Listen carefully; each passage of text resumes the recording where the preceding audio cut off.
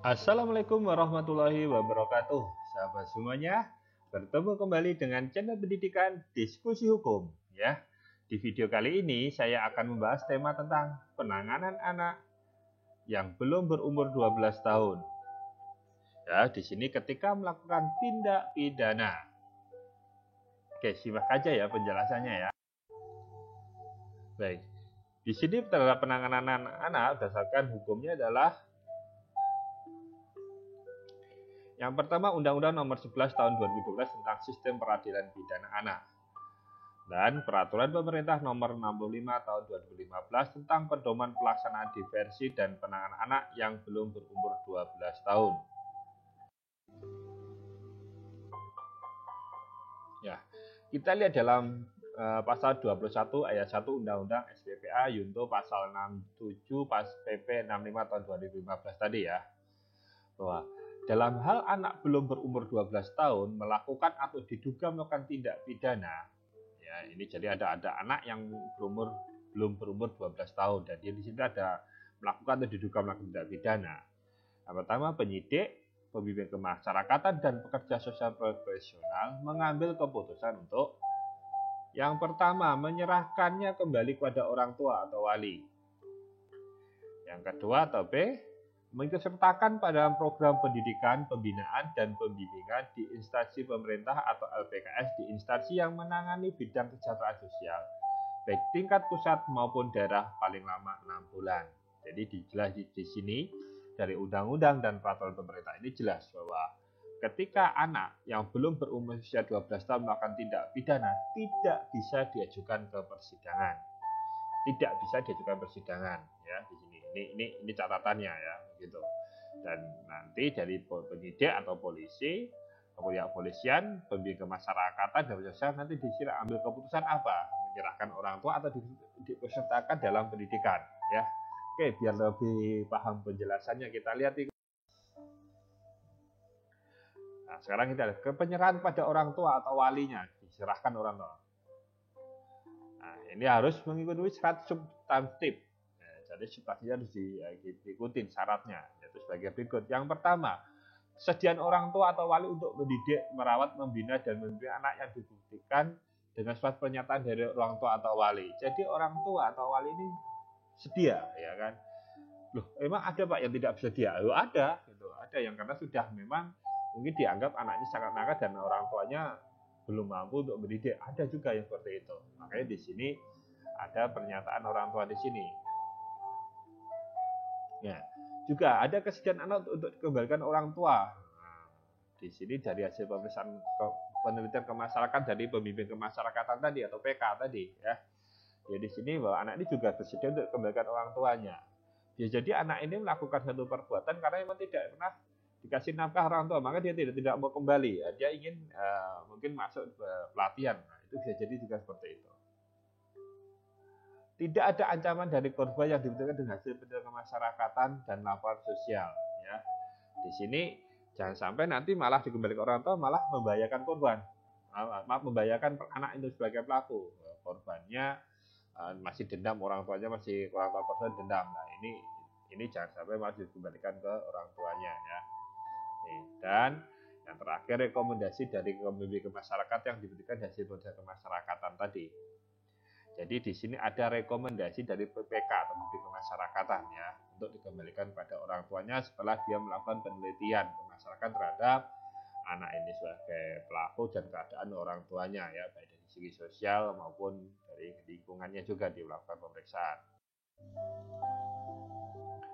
Nah, sekarang kita lihat untuk keputusan mengikuti atau mengikutsertakan dalam program pendidikan dan pembinaan dan pembimbingan. Jadi tidak dikembalikan orang tua tapi untuk dilakukan program pendidikan dan pembinaan ya. Harus memenuhi syarat substansi sebagai berikut, yaitu rekomendasi dari pembimbing kemasyarakatan. Jadi memang itu direkomendasikan dari kemasyarakatan. Yang kedua, standarisasi lembaga pendidikan dan pembinaan dan pembimbingan. Jadi ada standarisasi pembimbingan dan pembinaan. Ya, di sini ada, nanti kita akan jelaskan di belakang ya. Nah, keputusan tindakan terhadap anak di bawah 12 tahun tadi. Ini kemudian dilaksanakan berdasarkan perintah ke masyarakat atas permintaan penyidik. Jadi PK tadi melakukan penelitian masyarakat tadi atas permintaan penyidik ya. Nah, di masyarakat dalam menyusun penelitian masyarakatan dapat meminta pendapat ahli ya. Jadi dia juga bisa minta pendapat ahli apa yang terbaik buat anak ini. Ya, begitu. Kita lihat dasar pengambilan keputusan apa yang menjadi dasar. Tadi ada salah subjektif, ya. Nah, terus bagaimana? Apakah dia dikembalikan orang tua atau harus diberikan? Apa ikut pelatihan? Dalam mengambil keputusan wajib diperhatikan ini, ya. Kepentingan terbaik buat anak. Nah, cara terbaik buat anak apa? Nah, kalau anaknya tidak mau dikembalikan orang tuanya, ya jangan dipaksa untuk dikembalikan orang tuanya. Ibaratnya begitu, ya. Nah, kelangsungan hidup dan tumbuh kembang anak. Nah, ini kalau orang tuanya itu tidak mampu atau dikembalikan, ya kan? Jadi sana ternyata anak ini tidak sekolah, lebih baik diberikan proses pendidikan dan anak ini bisa mengikuti proses pendidikan, gitu. Jadi lebih baik untuk tumbuh anak kembang ke depannya, gitu. Hasil pemeriksaan yang dilakukan oleh penyidik, penyidik juga melakukan ini ternyata tindak pidananya apa? Apakah ada unsur kekerasan atau apa? Atau hanya tindak pidana ringan atau hanya suatu kenakalan? Nah, ini juga harus diperhatikan. Laporan penelitian kemasyarakatan dilakukan oleh pembimbing kemasyarakatan, ya, jadi sama. Dan laporan sosial dilakukan oleh pekerja sosial profesional, ya. Laporan sosial ini juga dilihat atau diperhatikan, ya. Nah, pengambil keputusan didasarkan pada pertimbangan sosiologis, psikologis, dan pedagogis. Ya, jadi secara sosiologis, psikologis, ya. Pedagogis itu apa? Mungkin pertanyaannya gitu. Pedagogis adalah pertimbangan dalam mengambil keputusan harus bersifat pendidik yang bermanfaat bagi perkembangan jiwa anak. Ya, jadi ini untuk pendidikan, lebih pada mendidik ya kepada anak itu sendiri, sebagai walaupun dia melakukan suatu tindak pidana ya. Nah, tindakan penyidik sekarang. Terhadap adanya tindak pidana oleh anak yang kurang 12 tahun, penyidik wajib memberitahukan pada orang tua atau wali dalam jangka waktu paling lama 1 kali 24 jam. Jadi orang ini harus diberitahu dalam waktu 24 jam ya.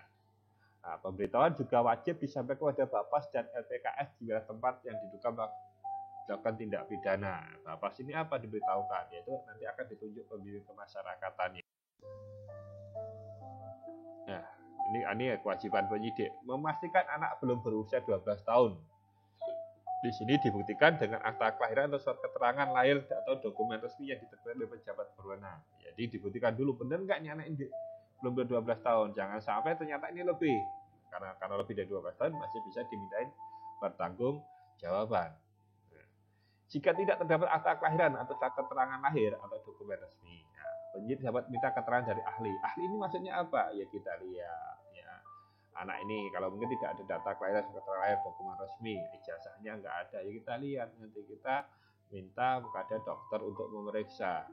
Ya, berapa sih nilai usia? Ya, secara psikologis terhadap anak ini bagaimana usia di dunia kesehatan berapa bisa dilihat dari atas DNA atau bagaimana kan dokter tentu akan mempunyai ilmu untuk menerangkan usia anak. Ya, setelah anak dipastikan belum bisa 12 tahun baru koordinasi dengan pembimbing kesehatan dan pekerja sosial tadi ya. Atau walaupun memang tadi jangka waktunya ada 1 kali 24 jam tadi ya. Ya, koordinasi penyidik PK dan Peksos. Ya, jadi koordinasinya. Nah, rapat koordinasi ini difasilitasi oleh penyidik. Jadi untuk mengambil keputusan terhadap perkara anak ini mau diapakan? Ya tadi kan musyawarah tadi ya, koordinasi tadi. Nah, pengambilan keputusan dilakukan dalam jangka waktu paling lama 7 hari sejak tanggal dimulainya rapat koordinasi. Jadi dalam jangka waktu 7 hari tadi ini harus sudah diambil alih. Ini mau dikemanakan? Dikembalikan orang tua atau diikut sertakan di dalam pendidikan. Nah, ini dalam waktu 7 hari harus sudah pada ada keputusannya. Nah, hasil keputusan tersebut ditetapkan oleh atasan penyidik. Jadi keputusan tadi ya, jadi kenapa harus ada atasan penyidik? Sehingga penyidik ini ada kontrol, atasannya tahu sehingga harus ditetapkan. Inilah tindakannya yang diambil oleh penyidik. Oh, ini harus dikembalikan pada orang tuanya. Anak ini harus diikuti pendidikan dan pelatihan. Nah, ini ditetapkan oleh atasan penyidik. Nah, sekarang dari laporan hasil keputusan tadi yang ditetapkan oleh atasan penyidik tadi, dalam jangka waktu paling lama 3 hari terhitung sejak tanggal ditetapkan, keputusan tadi disampaikan oleh penyidik kepada ketua pengadilan setempat untuk dimintakan penetapan.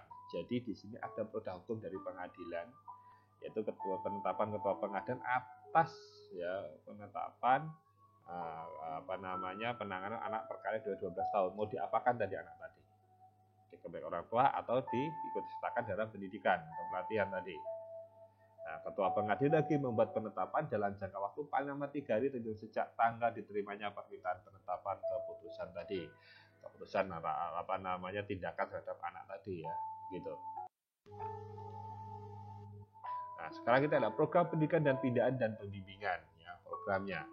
Programnya harus sesuai dengan kebutuhan dan umur anak. Ya. Jadi harus sesuai dengan anak ya untuk tumbuh kembangnya tadi ya, asasnya tadi.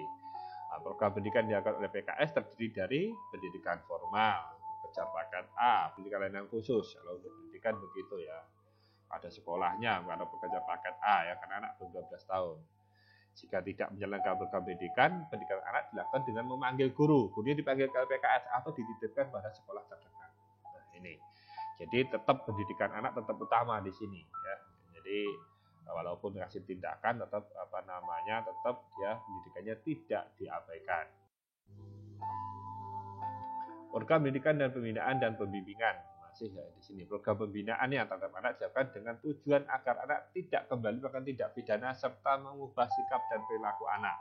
Ya, jadi di sini tidak melakukan pidana dan mengubah sikap dan perilakunya. Pembinaan ini terdiri dari pembinaan agama, pembinaan intelektual dan perilaku, keterampilan, kemandirian, profesional, dan pembinaan kesehatan jasmani dan rohani di sini. Nah, program pembinaan terhadap anak dilakukan dengan tujuan memberikan keterampilan dari bimbingan keagamaan, intelektual, perilaku, bimbingan profesional, dan kesehatan jasmani rohani ya. Ini. Jadi di sini untuk memberikan keterampilan. Ya, kalau tujuan ada yang memberikan untuk mengubah sikap perilaku, dan juga di sini ada bimbingan terkait dengan keterampilan ya. Evaluasi di sini ya. Nah, Bapak wajib melakukan evaluasi terhadap pelaksanaan program pendidikan dan pembinaan dan pembimbingan kepada anak ini. Jadi, kenapa perlu dievaluasi? Tentu biar efektif, biar diketahui bagaimana tahap pembinaannya. Nah, bila hasil evaluasi dinilai masih memerlukan pendidikan atau pembinaan dan lanjutan, maka dapat diperpanjang paling lama 6 bulan. Nah, ini bisa diperpanjang selama paling lama 6 bulan ya, begitu. Juga di sini juga akan mempertimbangkan pendidikan anak juga ya dalam pembinaan ini. Nah, instansi pemerintah LPKS wajib menyampaikan laporan tertulis perkembangan anak ini kepada Bapak secara berkala setiap bulan. Jadi LPKS ini yang lembaga yang menyelenggarakan pendidikan pelatihan anak ini memberi laporan tertulis ya, terkait perkembangannya ini kepada Bapak dan Bapak melakukan evaluasi, begitulah kira-kira ya. Baik, terima kasih sudah menonton video ini, dan jika ada masukan atau saran serta pertanyaan silahkan disampaikan di kolom komentar ya. Kami akan berusaha menindaklanjuti semua yang Anda sampaikan, termasuk pertanyaan akan kami usahakan menjawab. Sampai bertemu kembali di video kami yang akan datang.